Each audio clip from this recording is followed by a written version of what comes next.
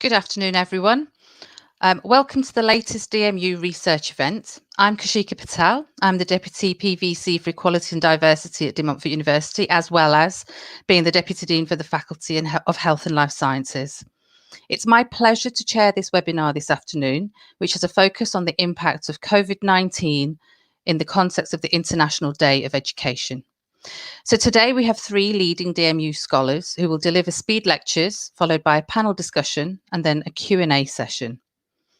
So our opening talk is COVID-19 and the idea of the university, which will be delivered by Professor Richard Hall. Richard is a Professor of Education and Technology and a National Teaching Fellow, and he's based in the School of Applied Social Sciences. His most recent books focus upon intellectual work and the idea of the university in a world riven by crises. Away from the university, Richard is a governor at the Leicester Primary Pupil Referral Unit, an independent visitor for a looked after child, and a trustee of the Open Library of Humanities. He's attempting to relearn French when not watching Walsall FC lose. Now, Richard is going to be talking about the idea of the university is being challenged at the intersection of crises, including those of finance and epidemiology. As a result, the public value of the university is continually questioned. His talk will uncover how, at the intersections of crises, those who labour in universities might recover their historical agency and reimagine higher learning. Richard will be followed by the talk of experiences of teaching and learning during COVID-19 at De Montfort University, and this will be delivered by Dr. Momodou Sallah. Sorry, Momodou. Momodou is the Director of the Centre for Academic Innovation and a reader in Globalisation and Global Youth Work at De Montfort. He's also the founding director of Global Hands, which is a social enterprise and charity operating in the Gambia and in the UK, and it has a focus on capacity building and the social good. In June 2013, he was awarded a National Teaching Fellowship by the UK Higher Education Academy, and then in November 2015, he was named the most innovative teacher in the UK by Times Higher. He has more than 20 years' experience working with young people at local, national and international levels. And Momodou has numerous publications in the field of poetry, work with Black young people, young Muslims, and globalisation and global youth work. Now, his talk will be drawing on research conducted with module leaders across DMU in May 2020, and he will explore staff experiences of teaching and learning across the university, and also explore the Centre for Academic Innovations and the wider institutional responses to teaching learning in the COVID-19 era. And finally, we'll be hearing about the roles of creativity in developing students, which will be led by Professor Tracy Harwood. Tracy is Professor of Digital Culture based in the university's Institute of Creative Technologies, where she's the Institute's Deputy Director. She has a management background in practice with a PhD in negotiation behaviour. She's Director of the university's Usability Lab and the Director of award-winning Art AI Festival. She's also a Higher Education Academy National Teacher Fellow and has held positions as a member of the East Midlands Regional Board of the Chartered Institute of Marketing in the past. She's a Fellow of the RSA and the National Conference of University Professors, and she's also a trustee of Serendipity, which is a Leicester-based diversity-led arts organisation. Tracy's work is transdisciplinary, crossing computer science, art, design, health, and marketing disciplines. Her presentation reflects on the role of creativity as a form of experiential learning. As well as building skill sets in original thinking, creativity contributes to the development of problem solving, decision making, and risk-taking, which in turn builds confidence and resilience. The presentation draws on findings from two different collaborative research projects, firstly with staff on the breadth of programmes at DMU, particularly in the Faculty of Computing, Engineering and Media, and secondly, on a professional practice marketing programme delivered at a partner university in the UK. So each of the speakers will give you a 10-minute speed lecture, then we'll go into the panel discussion and then move on to the Q&A session. So I'm really pleased to be able to hand over to our first speaker, Professor Richard Hall. Thank you very much. This is the fun start where I kind of talk about the political economy of higher education. Hopefully it will give you some focus for the specifics that both Momodou and Tracy are going to talk about. In particular, I guess I'm connecting back through to some of my recent work, which has been on academic alienation and the kind of academic work in particular. Beyond that, I'm now focusing in my latest book, which is coming out with Mayfly in the next couple of months, on the idea of the university. In particular, thinking about what it means to work in the university, whether you're a student, a member of professional services staff, librarian, technician, also academic. So this is broadening it out really to kind of look at what it means to work in the institution, in particular at a time when those institutions are increasingly being framed or reframed around value and economic value. And I think this is one of the kind of most telling things, I guess, in terms of the COVID crisis, that COVID has really amplified what it means to kind of work inside an institution and to be governed by the law of value. Could you flick through to the next slide, please? Thanks, Krishna. So my focus really here is on what does COVID tell us? What does COVID kind of reveal about the purpose of the university? This is the university as a kind of as a symbol really of the ways in which we collectively reimagine work, intellectual work in society. What is its purpose? How is it governed? How is it regulated? How is it funded? And for what end? Here I'm thinking about intellectual work, as I say, that undertaken by students, professional services staff and academics, but also I'm thinking about those deep relationships that universities have to society at large, either through partner work, through work globally, through work locally, where we're working, I guess, to kind of transform the ways in which society engages with problems. One of the big issues I think that COVID, amongst other crises, have flagged have been the ways in which universities are potentially increasingly separated from, and in particular university disciplines are separated from what societies need, because ostensibly they're governed by the market, they're governed by finance capital, they're governed by metrics, and they are forced to compete, and they are forced through performance management, league tables, rankings, effectively not to cooperate, to understand in an interdisciplinary way what society needs and what society needs from intellectual work, but effectively to commodify that within institutions. Could you knock me on a slide, please, Krishna? Thank you. Now, this isn't just COVID in my kind of thinking that has led us to this position around the kind of political economy of higher education. Things were amplified, accelerated in the kind of financial crisis, the secular crisis, the long depression following the 2007-8 collapse of Lehman Brothers, and then the kind of financial crisis that followed. And so what we've seen, I guess, certainly within English higher education, UK higher education, is a focus upon particular discourses which become ways of governing academic work, but also student life and learning within institutions. One of those is the Office for Students, almost obsessive focus upon value for money, its connection through to things like treasury productivity plans, that kind of thing, which then invoke particular performance measures for academic work, be it teaching, learning, scholarship, public engagement, whatever. And those activities then tend to get framed around particular discourses, impact. How can you show that your research is impactful? Why should we fund it? And that then generates its own kind of competitive terrain, which forces further separation between individuals, between disciplines, between institutions, which in kind of my thinking, my questioning is whether those therefore enable us to grapple with crises of soil depletion, of ocean acidification, of a collapse in the nitrogen cycle, climate forcing, for instance, how they are deeply interconnected with epidemiological crises, how those are a function of a dominant competitive political economy. This is also kind of revealed, I guess, in a change in the relationship between students and teachers, between teachers and teachers, between students and parents and society, or students and carers and society. On the left-hand side here, from the Competition and Markets Authority via gov.uk, we see the ways in which higher education providers are increasingly subsumed under consumer law.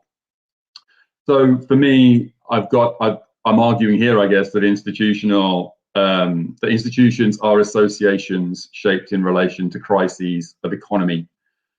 Can you flick me on one? Thank you ever so much.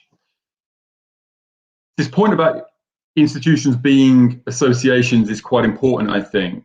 Institutions are brought to us in association with a range of partners, public sector, regulatory bodies, in relation to policymakers, educational technology vendors. All of these bodies are working collectively to extract value, to extract rents, effectively from institutions, to generate economic kind of growth in response to the market. I guess I would argue that this is then flagged within the context of what we've been experiencing in the last year, as it has flagged a whole series of kind of crises of humane meaning inside the university. We've seen issues around ethnic minority, black and of colour academics being less likely to win research funding. We see crises of student and staff mental health, or what might be termed ill-being, because of separation, because they're being expected to go back to college, because they're being fenced in certain institutions, whatever it may be. We're seeing crises in terms of workloads, in terms of homeschooling, in terms of caring responsibilities, the need to keep putting food on the table and paying the rent, whilst we are struggling with, as we saw yesterday, we're struggling with death and grief and mourning, which we have to kind of question inside that kind of dominant political economic mode, what that means and how we respond to that. In particular, we've seen, for instance, editorials from the BMJ talking about whether actually universities should be open at all at certain times. Could you move me on, please, Krishna? Within that, we've still seen a sense of almost a feeding frenzy around higher education, and a sense on the top right here from the Department for Education that if institutions need bailouts, if they're struggling financially because they are over leveraged in particular markets, or if they're taking a hit on student accommodation, for instance, and for instance, if they have to self-disclose back to the regulator because they don't have enough cash at the bank, there is access to funds, but they come at a serious or significant kind of structural implication for those institutions in terms of being restructured around new public management regimes.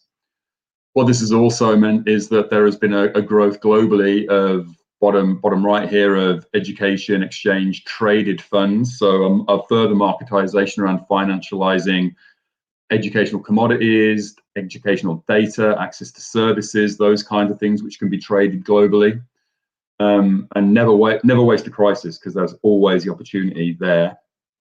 And in the bottom or middle kind of left here, report from the World Bank about shocks to education during the crisis and what policy responses might be, in particular in relation to driving value for money and efficiencies. So we might argue that this is following Naomi Klein, that COVID-19 is used as a new form of shock doctrine. Krishna, could you move me on to my last slide? Thank you. So I guess my kind of final point really is whether the university as it is currently, or how our structures and forms of higher learning as we currently imagine them, are they emblematic of the collapse of our collective power to reimagine the world? Can we only reimagine the world around the market, around becoming more efficiently unsustainable in a world that faces environmental, socioeconomic, epidemiological crises? Is the university able to address any of those in a meaningful way in society, with society, in an interdisciplinary way, in ways that enable it to respond other than in relation to value? Sorry, I put my own timer on. What a fool! Are we able to address crises other than in relation to economic value? Can we describe another world effectively? Part of the issue why this is important is because inside competitive environments, there's plenty of research that leads to vulnerability, sense of defeat, entrapment, depression, hopelessness. So actually, can we work therefore on how we relate to each other and to ourselves? And within that, coming out of this crisis, is another university possible? Thank you. That's me now done for that little provocation. Apologies for my timer. I'm now handing over to Momodou Sallah, who is going to speak to us about experiences of teaching and learning during COVID. Thank you very much, Richard. Thank you, Kashika. Thank you to all the people watching. I wonder whether Krishna can put my PowerPoint up so that I can actually illustrate as I speak.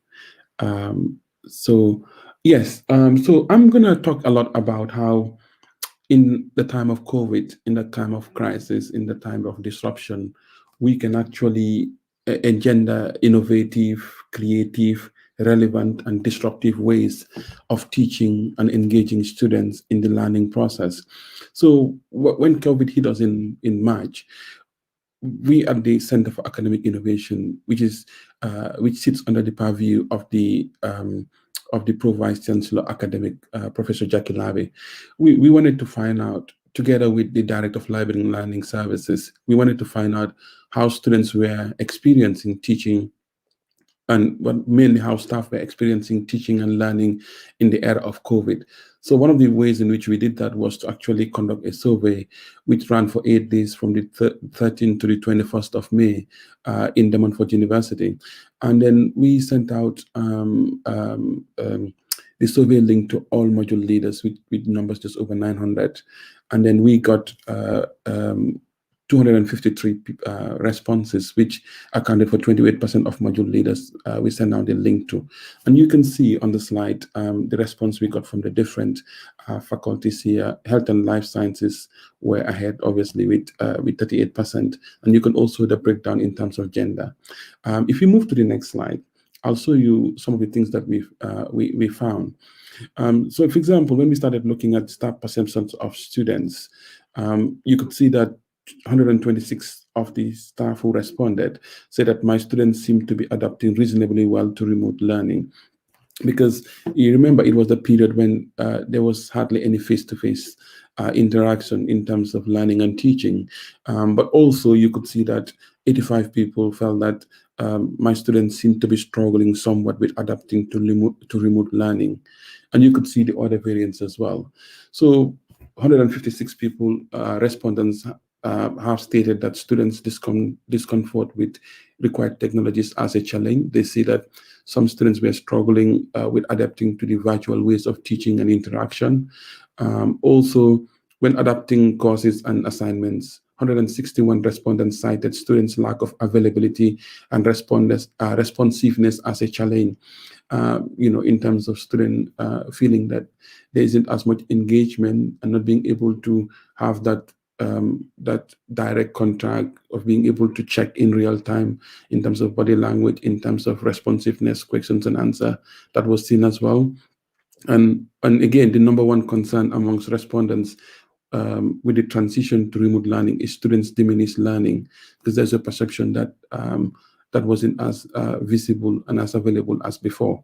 So if we move to the next slide, because I'm aware that we've only got 10 minutes, so I'll just try and go through some of these things, and I can tell you about some of the things we found in this survey before actually telling you about some of the things that we've been trying to do at the Center for Academic Innovation. Again, in terms of communication, not being able to communicate with students during the transition, that was 116. But we need to realize that this was done in a snapshot in time, likely in May, when the COVID just kicked in, and a lot of us were still struggling in that period to understand how we're going to operate in the era of COVID and how we're going to teach in a different way, likely virtually as well. Again, 66 respondents said that the access to reliable communications tool has been a challenge. And again, if you look at, in terms of what they would like in terms of leadership. From the leadership, we're talking about necessary adjustments to work goals and timelines, regular updates on status and plans for COVID responses, expectations for remote working hours and schedules. Again, 86% say that they are able to maintain the necessary connections with colleagues. But again, for some people, this wasn't as effective and as available as for others as well. So if we go to the next slide, please. In terms of technology, we asked the respondents, which of the following have been challenging for you in adapting course design and or assignments to remote learning? Limited knowledge of options for online course delivery. Again, what supplies do you need DMU to provide to allow you to carry out your work remotely? And these were some of the things, which a lot of it has already been actually addressed. So which of the following technological issues have been a challenge for you since the transition to learning? So student discomfort or lack of familiarity with required technologies or applications. And this was quite, evident. And there are many, many quotes that actually illustrated this. Again, staff-owned discomfort or lack of familiarity with required technologies, what platform to use, what is available, what is most effective, what is supported by the university. Again, access to reliable internet service, especially at that point, was also something that was cited. Again, in terms of the question about technological issues, lack of familiarity or comfort using remote tech, downloading, running, normal work. Internet reliability, especially bandwidth, was also something that was mentioned quite a lot. Okay, the next slide, please. So we in terms of CHI, we did a lot of different things, also within the wider institutional framework. For example, immediately we got this result, these results started trickling in. We do run seminars and masterclass in CHI, and we converted one of them into to focus on actually teaching best practice in an online environment. And I think normally we have about 25, 30 people come. But I think on this occasion, there were about 119 people. That shows the interest that was generated. And one of the respondents one of the people who attended from this conference said, I liked the showcasing of good practice. It made me feel I am not alone in grappling with new technologies, and showed how these technologies can be used creatively. And if you look at the second one, the session was really good in all. It shed a light on resources that are available out there and touch a bit on strategies that can be employed. I found this so helpful in easing my anxieties on the transition. And that was also because a lot of people did not know what to do or how to respond, or how to actually employ the best available things. So in terms of online resources, so that was just an example of one of the seminars we did. In terms of online resources, we did also a learning and teaching mini conference on the 11th of September 2020. And you could see that we had about 213 attendees. And at the end of those who responded to the evaluation rated the event as very good, and 87 felt that the themes were very relevant. We also have been hosting in the CHI website the staff support for remote teaching. And if we look at it to date, we've had 11,728 views on the remote teaching, remote support website. And we've also got 9,049 unique views. We also developed a learning and teaching toolkit in response, because a lot of people were asking, what resources are available, how do we engage with best practice, how do we engender creative, disruptive, relevant ways of working with students. So we developed in CHI a toolkit. We collated a lot of these resources and made it easily available. And since its launch, we had over 2,000 views. But there are also a lot of things that we're doing, because if you wanted to understand, this survey was something I did that I led on with Dave Parks, who's the Director of Library and Learning Services, and which allowed us to gain an insight at that particular material moment.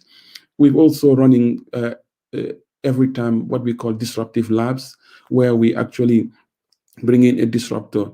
I think Leanne Demin, who's the Associate Dean Academic for BAL, actually did the last one, and one of the ideas she floated about how you fail students so that they can actually learn from the failure. But obviously, this was quite disruptive. So we engage, and every time we create this space, we also have coffee mornings. On Friday, I think we've got one with Ben Brown, the Chief Operating Officer, and talking about higher education and how it responds in terms of COVID. So where the first half an hour is bringing somebody to talk about pertinent issues, and the next half hour is also about space for staff to connect, to network, and to explore what's going on. We've been running seminars and master classes. The conferences we're running, like we're leading together with POD on the Learning and Teaching Conference, which has just got about 300 people registered.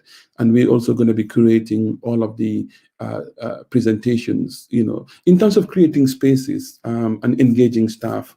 We've got a student action committee, which at the material moment is looking at how students can actually be supported better in this era of COVID.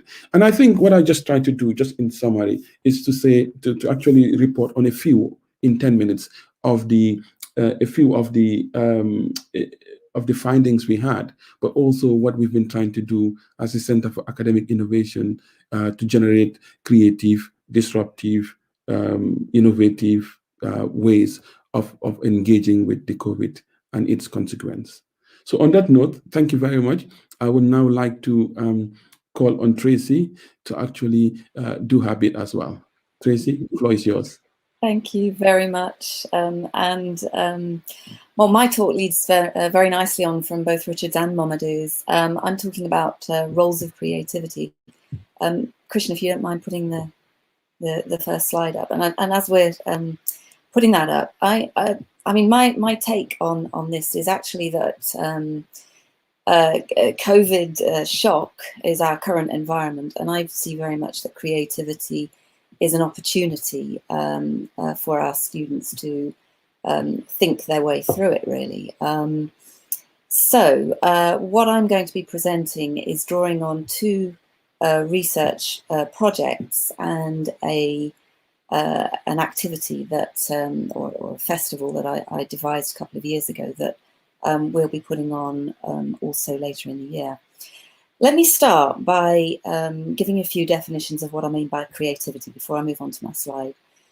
So human creativity is the ultimate economic resource. The ability to come up with new ideas and better ways of doing things is ultimately what raises productivity and thus living standards.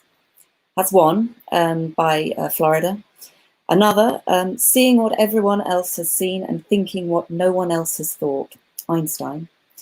Imaginative activity fashioned so as to produce outcomes that are both original and of value.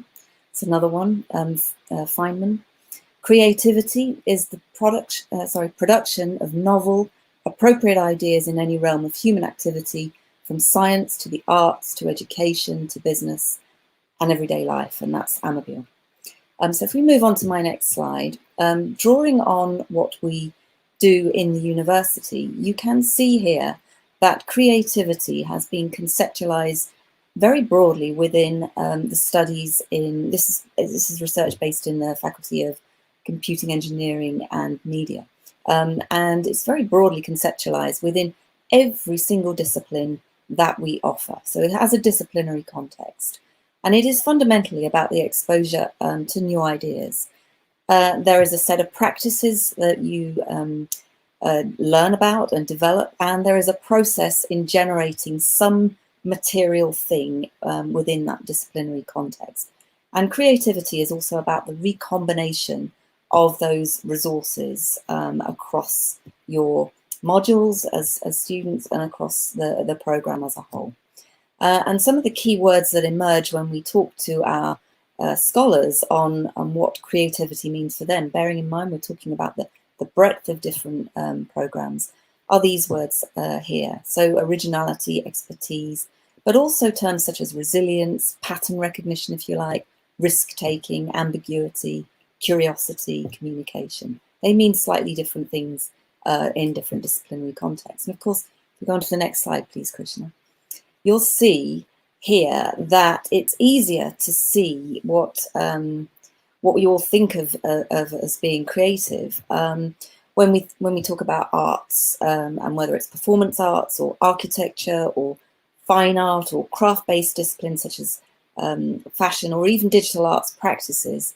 It's quite easy to kind of see what we mean by creativity in those disciplines, and perhaps less easy to see what we mean by creativity in disciplines such as manufacturing and engineering or environmental or computer sciences, where the practices are in the development stage rather than the outcome stage. Next slide, please. So what we're talking about really in a COVID context is thinking about how creative processes are supported and developed. And of course, you know, you're contrasting physical resources with virtual resources. You're looking at both synchronous and asynchronous methods of development, if you like, simultaneously using these approaches in a virtual context is what is going on at the moment. But you're also looking at student engagement, whether we're talking simply about presence or participation. And then we're also thinking about their own motivations in engaging with the resources, whether that's extrinsically driven or intrinsically motivated. So, for example, research suggests that expertise is the foundation of all creative work. It provides an individual with the cognitive pathways required for solving complex problems and the knowledge to identify the important elements of any particular problem. But it's creative thinking techniques, which some require, well, some suggest that there are personality traits which are more useful, such as independence, risk-taking orientation, and tolerance for ambiguity. But anyone can learn some useful techniques. For example, making the familiar strange or trying something that's counterintuitive. And motivation itself, self-motivation, intrinsic motivation, is often derived from the pleasure of doing the job, and is frankly the best motivator for creativity, whereas external motivating factors can encourage one to greater heights through, for example, reward and recognition. But too clearly defined goals and too much external control can often hinder creativity. So, you know, the tools that you might need here, as I've identified in this slide, are for building these cognitive pathways, the learning tools, for collaborating and sharing practices, and for facilitating the identification, say, of problems and solutions, and creating content, making and doing, documenting and recording what it is you're doing, communicating with others, so explicating your work, if you like, and opportunities to practice what you're doing there. So putting that together with another piece of research that I've been doing, next slide please, if that's okay, Krishna. Here are some perspectives from students on their engagement processes, if you like, with doing things creatively. And one of the things, so to give you a little bit of context to this, what we used are cohorts of, this is marketing communications students at another university to evaluate learning outcomes from developing a creative brief to a real client problem. So there were different clients involved with this, and there were different problems being drawn on. And what it required was students to work with industry to address some of the challenges and present their recommendations for a correctional marketing plan, in this case, working both with clients and with tutors. And you can see here what students thought of this. Clearly, the realism of the challenge helped them to close the gap between theory and practice and apply the academic frameworks that we gave them as resources and tools to work with.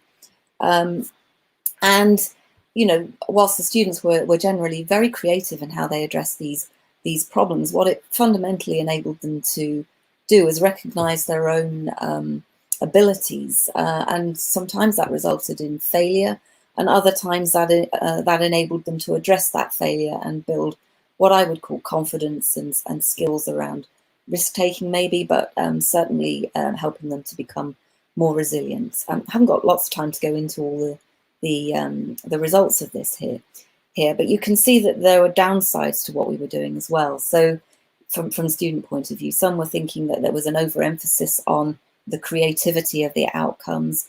It took them a long time to do this, and that's undoubtedly because they needed to learn about the resources and develop their own skill sets. What it also emphasized in terms of realism is how unprepared they were for the messiness of real life. And at the end of it, after quite a painful sort of process of going through this kind of learning cycle and developing this solution to these client problems, they identified some real outcomes that they could take forward into their jobs. Now, in a COVID context, if we move on to the next slide, this is a body of work that I've been doing over a number of years, looking at a very specific creative practice industry. It's Machinima. It's basically making original films using, or reusing, should I say, assets from found resources, in this case, gameplay. And to get those resources, you need to both play the game and create your own content. So you're producing and consuming at the same time, which is where this term prosumption is often very helpful. It's inherently vocational in what it does, and the opportunities that this kind of technique for creating content produces offers both the opportunity to apply the outcomes to synthetic and realistic scenarios, if you like. And through doing that, you build experience, which, in turn enables you to develop your confidence. But what's interesting in this body of work is that the terms used by industry professionals is not quite the same as the terms that we use in academia to talk about creativity. And it's not quite the same as the terms that the students themselves use. So here you can see that things like messy vitality and originality are terms to describe creativity. But things like collaboration, still very important. The opportunity to be able to be opportunistic in collaborating is also very important. The way in which you explore and participate, the nature of the environments themselves, providing safe spaces for learning, the different types of knowledge that you draw on, and the recognition here too that learning is painful, but that without pain there is no gain. And that, I think, is fundamentally quite useful, the fact that authenticity is not a painless exercise. So my next slide, I've got just 2 more slides. I know I'm running out of time here. The Art AI Festival, this is a public engagement activity that I've developed from the last couple of years. And this really is about how do we inspire young people to want to learn more about technology tools, if you like. So the technology tools here are the creative applications of artificial intelligence.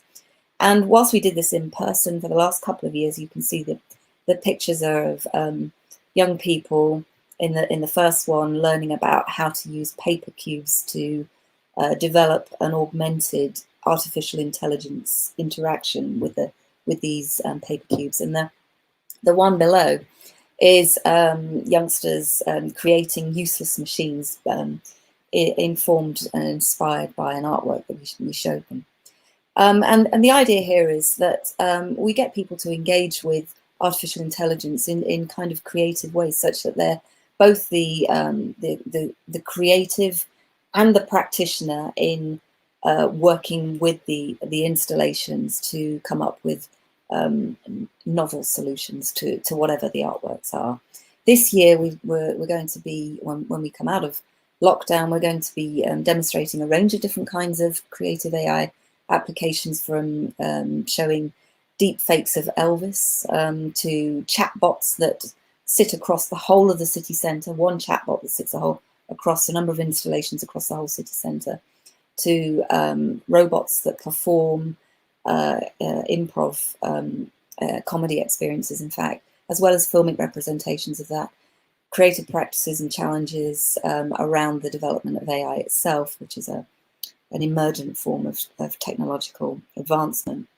And then finally, just what I want to end up with on my final slide is what I believe to be quite important about the roles of creativity, which is this, you know, without identifying an opportunity or a gap, if you like, you can't come up with new ideas, you can't invent anything, and there will be no commercialization. So for me, if you click on, please, Krishna, there is creativity in that first three boxes, if you like, and innovation coming from those bottom three boxes as well. Next click, please. That's it. And that's me done. I see it as an opportunity. Thank you. Next one. Oh, okay. That's it. Thank you. Sorry, I'm now going to hand you back to Kaushika. Thank you very much, Tracy. Thank you to the three of you for your taking us through your talks in 10 minutes. It's not a very long time to kind of outline the depth of what you want to talk about, but they were fascinating, brilliant presentations. So I thought maybe we could draw together some of the ideas and thoughts, and we'll have some questions from our participants. Always difficult in this world to see our participants, but I know we've got some questions coming through. Before we go to their questions, I've got a point that I'd just like to throw up. Kind of, Tracy, your presentation, for me, there was an element of it really right at the beginning that drew an interesting question for me to draw together what Richard was saying and what Momodou was saying. So you gave a definition of human creativity, and then you went on to show us your slide around creative processes.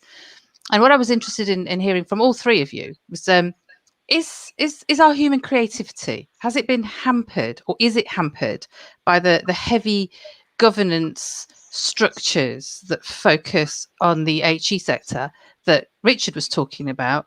Or in this COVID crisis, have we seen that human creativity actually be enabled better because of the fact that we're in the COVID situation, that staff and students were enabled to be creative in the way they used technology? So there were some issues that Momodou raised from his survey, that there were challenges, but we know that that toolkit was created by collaboration, people being creative to support our staff and students. So kind of in the world of COVID, has human creativity been hampered because of the heavy governance and the politicization, I can't even say the word, of HE, or has creativity taken a forward stance in the way that Momodou was describing, the way we've worked together with Kai and supporting our staff and students? Over to any of you. Well, shall I start? I believe that you need constraints to help kickstart creative processes. So whilst I know it's been a huge challenge for everybody to respond to this, I genuinely see it as an opportunity. We can't just sit and wait for things to come back to how they were. It's going to be a long road. So, you know, there are many, many tools that people can use to develop new ideas and get on with their lives. Every generation faces challenges. This is ours. Brilliant, thank you. Richard? Tracy's right. I think that that it's what we do when we get to the boundaries, and who has the energy to act when we get to the boundaries. And unfortunately, in terms of, you know, we're a year in, and people are having to homeschool. They've got caring responsibilities. They're grieving. We are struggling with so much subconscious harm and pain, which will need to be worked through. So I think for some people there is a sense in which they, you know, I used to hate seeing those tweets from generally white men bragging about how many, COVID's been great.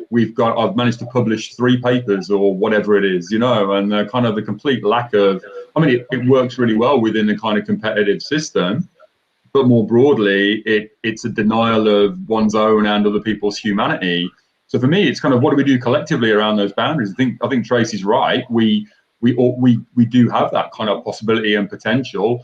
The system in which we work tends to kind of force that creativity for further kind of privatization and commodification and all of that. But I think at those boundaries, we have a moment to kind of collectively redefine what it is we want to do. It is coming out of this, potentially an amazingly creative moment. Thanks, Richard. Momodou? Yeah, and I think digital capabilities and digital literacy for some of us is something that we have to deal with in a more present and prevalent way. But again, in addition to that, we're dealing with mental health issues, we're dealing with the health, other aspect of health, we're dealing with isolation, we're dealing with economic pressures. So to be able to unleash the most creative forces within us, sometimes it's not as easy as we would want it to be. I guess we kind of we can, like they say, fight, flight, or freeze in terms of the responses to the new challenges we're faced with.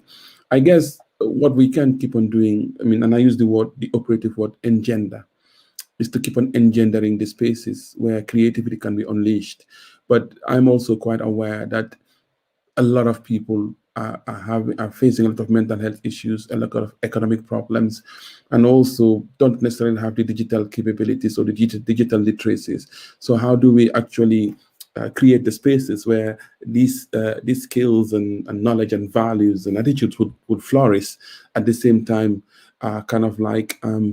working within the structures and sometimes against the structures to actually, as Richard would say, maintain our humanity. But I do agree with Tracy a lot as well, in that creativity, embracing it is one of the few options that we have. Thank you. Ever the optimist, as I think certainly in this world you have to be ever the optimist. Does this mean that we were able to demonstrate an ability and an agility, say within our institution, to try and make a movement from the bottom up to influence the change? Because Momodou, the work that Kai has developed has been a collaborative approach, hasn't it? And the sector really, as Richard was saying, tries to divide us with our league tables and metrics and performance management. And COVID has required us to work in different ways, whether we wanted to or not. Does that set a scene for the potential of more of an activist bottom-up approach to how we want our university to be? If I for could, any of you. No, I am openly and without any embarrassment a scholar activist, and I think that straddling that tension between the production of knowledge and the inaction and operationalization of that knowledge, but also responding to our situatedness in terms of the things that envelop us, that influence our action.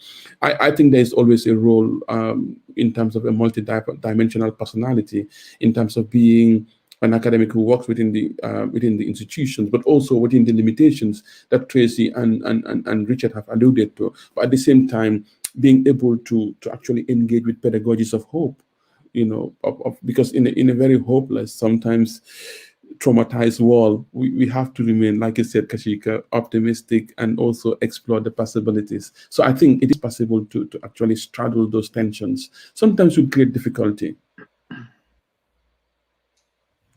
Anybody else got a view?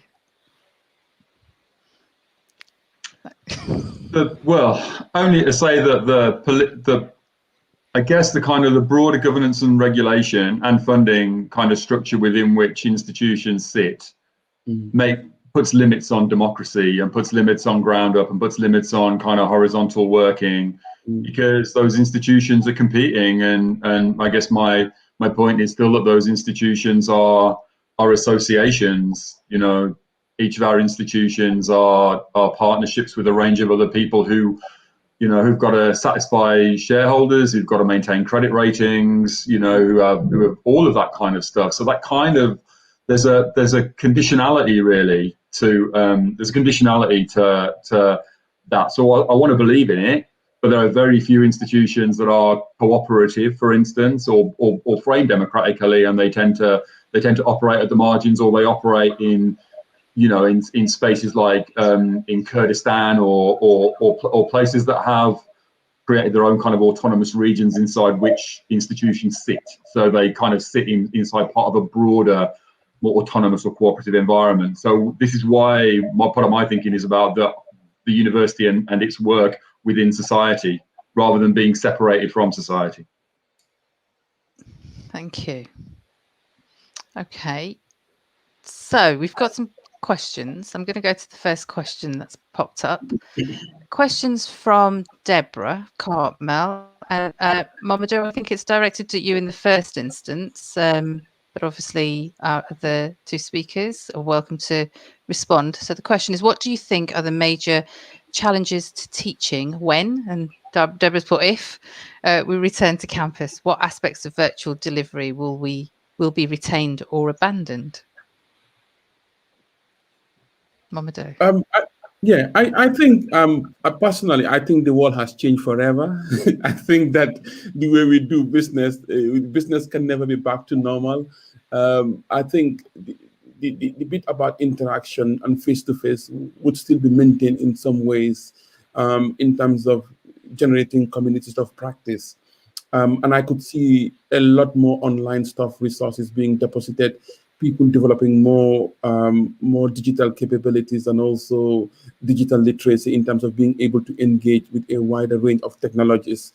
I can see that influencing pre-class and post-class kind of like engagement, but I would still see kind of like the face-to-face and the interaction and developing more kind of like physical ways of teaching are still, important and essential to the learning process and in generating learning communities.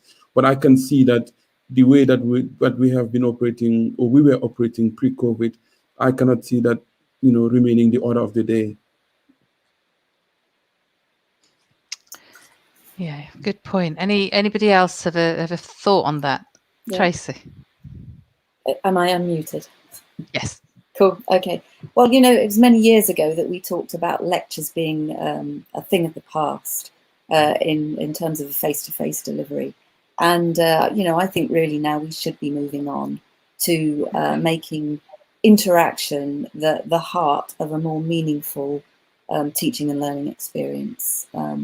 There's no reason why we can't keep the online lecture if that's a didactic kind of it was always us chalk and talk kind of thing. It was always us standing in front of students, and there was never a massive amount of opportunity beyond what we're doing online now. But face to face, you can do more meaningful things. You can get your hands on things. You can, take students for a walk around the town and show them things and do things in a much more meaningful way. And I think that's where the emphasis needs to be. It's shown us more possibilities, I think. Thank you. Richard, if you've not got anything, I'm going to move on to the next question. So this question is from Monica Hingarani, and she says, Michael Marmot writes about the need to build back fairer in recovery from lockdown.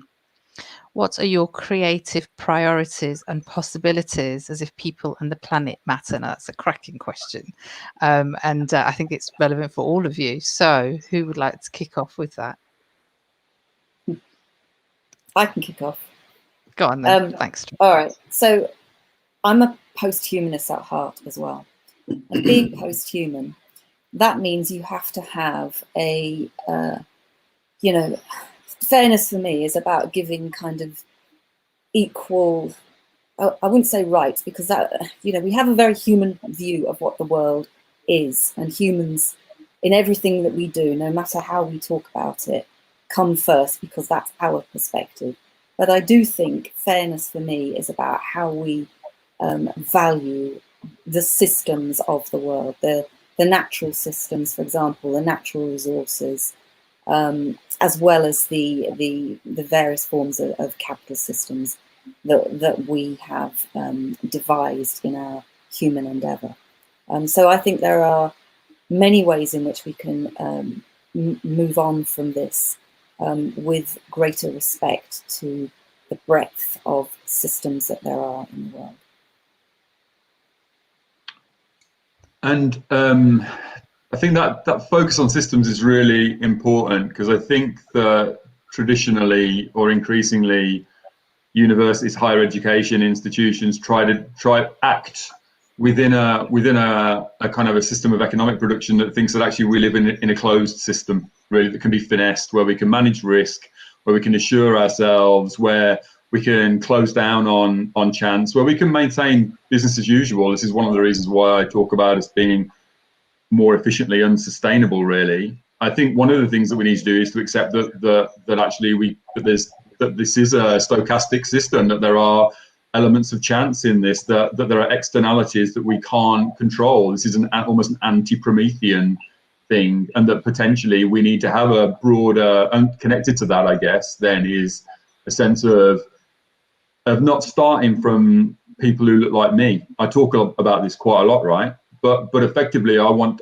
to listen to those people who have been made marginal and have had to fight to survive inside a system that is devastatingly alienating, that exploits, expropriates, extracts from those communities, and that includes the natural world. So I think thinking about it systemically in order to be anti-systemic is really important, and to treat that as a boundary that we might engage with, and then to think about with whom we listen, not necessarily with whom we talk at this stage. I'm more interested in listening.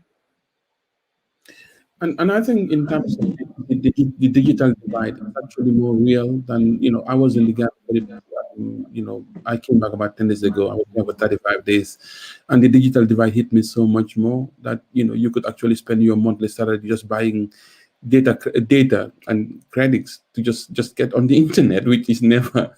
And then also you can look at that from in terms of within country and between country inequality. So that is between country, but in terms of within country, a lot of the young people do not have access to the internet here that they want, or the laptops, in order to be able to do even the work that they need to do when they're being isolated from their houses, in their houses away from school. So I think there's a very, very big digital divide that is prevalent. But this is actually kind of like situated in a place now where a lot more things will happen in terms of digital, virtual, online engagement. But you still have this very significant digital divide that is both within country and between country that we need to think about. But as Richard said, and Tracy alluded to as well, that there is the whole thing about the neoliberal Washington consensus is actually about extraction. There is no apologies around that. It's about profit at all costs. So it's not about, capitalism doesn't have a heart or a soul. It extracts for profit at all costs. And when you've got mobile stateless capital that can be actually directed and redirected in a much more fluid way now, that will have an impact. So yes, that is the pessimistic side of things. The optimistic side is that we have now developed a better approach and possibly better platforms to actually engage in a way that allows us to work against the system and within the system. And yes, I think there are a lot of different things in terms of the economics, in terms of the education, in terms of the politics, in terms of the activism, both at the micro and the macro level, horizontally, vertically, that we can engage with and work on as well. Do you mind if I just pop in and say a follow-up to that? Yes. Awesome. I don't know, I feel like I should ask permission.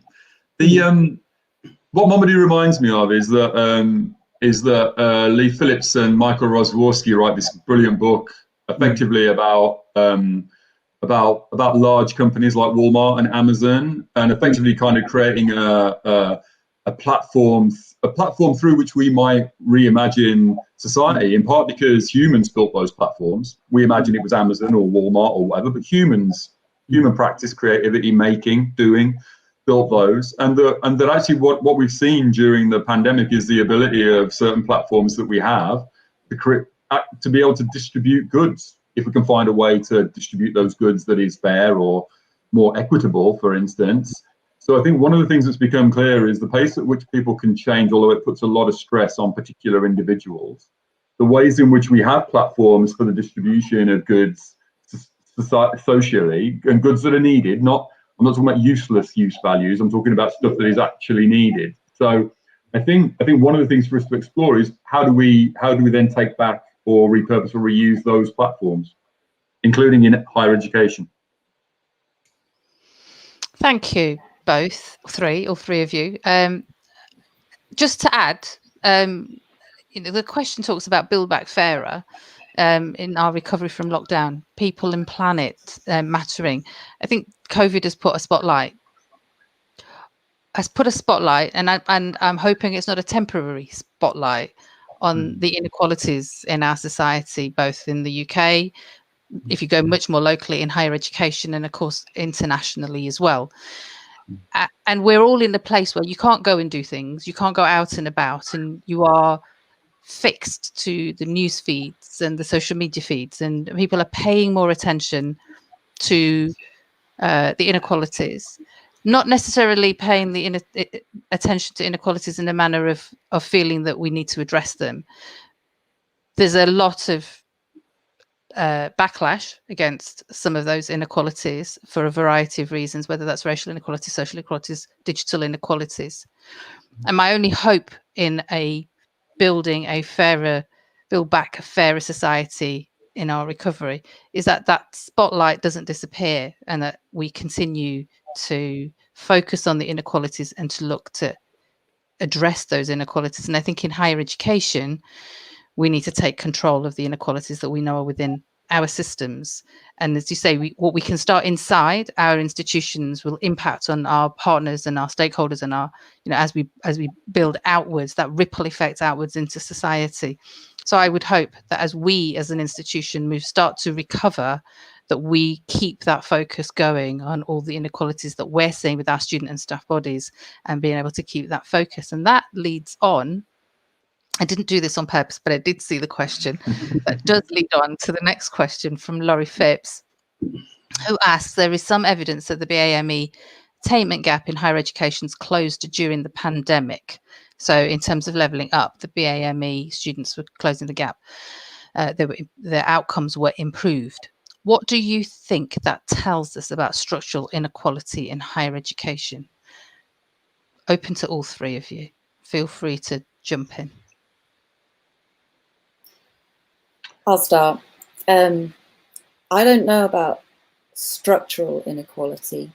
I mean, we have for many years recognised that students have different learning styles, and my gut feeling is that making resources accessible in the way that universities have through a range of different platforms, for example, that inherently appeal to that particular target audience. I don't mean BAME, I mean young people. I think people then have the choice on how they engage with things. And I think, when you're talking about a face-to-face world, that face-to-face world is very tightly delineated to a pattern of working that has been developed. And I think what has now been presented is another layer of opportunity for thinking about what the learning styles are of young people. And if some can benefit who hadn't previously been able to benefit from access to different resources, then that's a good thing, surely. But I don't know about the evidence that's being talked about here, and I'm not sure what is fundamentally meant by structural inequality in the context of what we're talking about here. I'm talking about asynchronous learning and learning styles generally. I don't know. Thank you, Laurie, for the question. Thank you, Tracy, for the answer, for the response. I haven't seen, I've not come across any convincing evidence to that effect. And if I come across it, I would like to interrogate it. That's my starting point, because I have written a lot around race, ethnicity, and inequalities. That's been my work, especially young Black people, for the past 20 years, and I still see a lot of discrimination, and direct, indirect. I see, the work that Kashika and her team in terms of decolonizing not only the curriculum but the whole institution, which is often based on white privilege.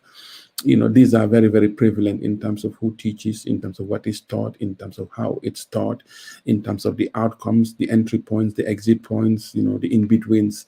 These are dismal figures that are very depressing. And I am a Black person working within an institution that actually need some work to be done in this area. And I recognize that. And I think the structural inequality is not only reflected in education, it's in the criminal justice system, it's in housing, it's in health, it's in whatever element of society you look at, it is there. And there's a whole process of decolonization that needs to happen. And sometimes I feel that some of the efforts that are being made are almost like putting plasters on broken bones.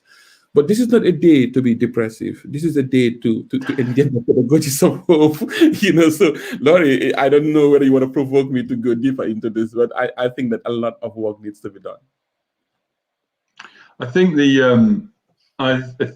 the question about seeing the evidence is important, because I think it would be way too soon to tell what the impact of a pandemic is upon layers of inequalities that have built up over generations. And the last thing I would want to do is to diagnose an ongoing pandemic in order to close an attainment gap. I think those structural issues that have been flagged, that are intersectional, that have been flagged by NUS and NUS Black students groups, by Runnymede, by a whole range of institutions working on decolonizing or on race equality charter related work, would suggest that we have to maintain that work on I guess on the broader staff and student experience, beyond kind of reading lists, beyond in terms of kind of relationships inside institutions, in terms of spaces that are available, in terms of people feeling represented and seeing themselves, including in their wider communities. So, and certainly the things that we've seen in those wider communities, in particular around kind of poverty and access to healthcare, welfare, the impact on different communities having to go into work, for instance, in order to put food on the table, and the risk that therefore is implied within those broader communities, still needs addressing. So I take the point about attainment, but there's more work needed, and I would like to see the evidence on that. The groups that are speaking with and in part for those more marginalized communities are arguing that actually COVID has accelerated kind of material I guess disadvantage for a number of communities. I think that one of the things that we do need to do, following on from this, as Tracy says, is look at the ways in which we can make available a range of different spaces, both face-to-face and digital, and how they might be, for want of a better word, colonized by different groups of students working with staff, in order to kind of, I don't know, understand themselves, work out what it is that they want from this world, bring that back. Thank you, three of you. I'm going to take chair privilege just for 30 seconds here, and just responding to Laurie in terms of the closing of the attainment gap with the BAME students leveling up. There has been in some universities some of that. So and DMU had some closing of the BAME attainment gap, but we have to remember that the students go through 3 years of study for that, and so it's not necessarily the impacts of the pandemic, but we can't correlate at this stage exactly what it's connected to. As Momodou was saying, we have to look at a whole institutional structural approach to decolonizing, which we are at this institution. But it's interesting when you start looking at what things did universities put in place to support all of their students, and what impact did that have therefore on the BAME students' outcomes. So that is certainly a piece of work that will, I suspect, be commissioned when we move out of COVID. And now I'm going to take the last question, conscious of time. Final question, and I'm going to ask you to be fairly brief, but it's another very good equalities question. Lydia Redkins, are there any recommendations, ideas found to support students who have children? I'm concerned this could cause a gap in grades, given that most in this position are women, but she accepts that they're not all women.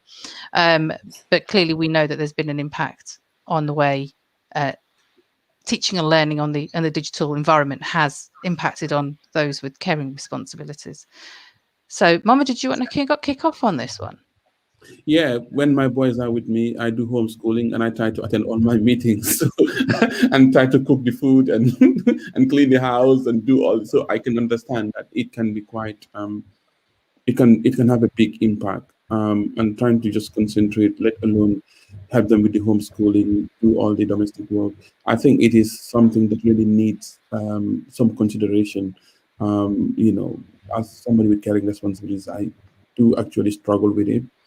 And, I think I'm strong, but I still sometimes struggle to cope. So I really think that it is quite important. And I don't know what, maybe looking at some groups, some focus group, some kind of like experiences with those of us affected, to look at what solutions we can have would be a good idea. I mean, the good thing about having the lectures, so that you can access them at any point, is quite a good way of actually looking at it, rather than having kind of like live lectures where everybody needs to be there when things are happening in the house. So I think, I mean, I can speak only from a dad's perspective in terms of how I'm coping with it.